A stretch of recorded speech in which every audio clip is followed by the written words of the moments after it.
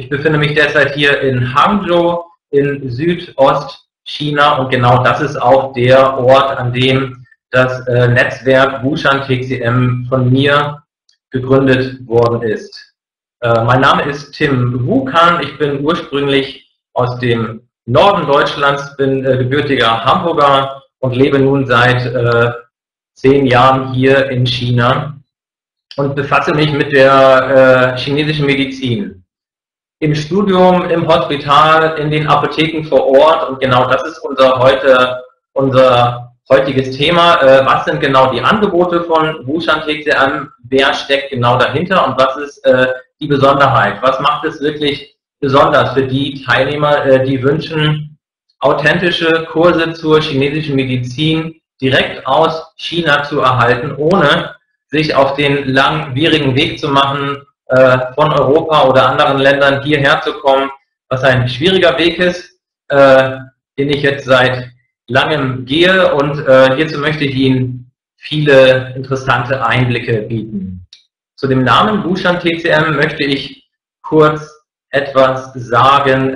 Wushan bezieht sich auf eine Bergregion hier direkt in Hangzhou, was in Südchina gelegen ist. Und an dieser Bergregion finden wir viele interessante alte Apotheken, die sehr traditionell noch arbeiten, bis zum heutigen Tage voll sind mit Patienten, die dort tagtäglich ein- und ausgehen, ihre traditionellen Behandlungen erhalten in der chinesischen Medizin. Wir finden da auch noch viele Einheimische, die genau auf diesem Berggebiet, Wu-Berg übersetzt, also Wu-Shan, Shan heißt Berg auf Chinesisch.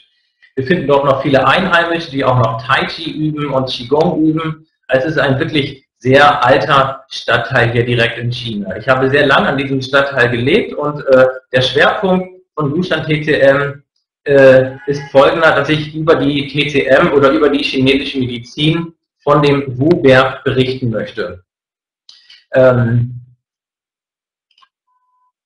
Ich bin dort nun seit 10 Jahren und wie Sie lesen können, hier auch ein Ni Hao aus China. Das heißt, unsere fortlaufenden Kurse werden auch chinesische Aspekte beinhalten. Keine Angst, wenn Sie von vornherein kein Chinesisch verstehen. Ich werde alle Kurse ins Deutsche und ins Englische übersetzen. Das heißt, wir werden in naher Zukunft hier chinesische Ärzte und Lehrer haben, die live hier vor Ort unterrichten werden. Die Übersetzungsarbeit werde ich übernehmen.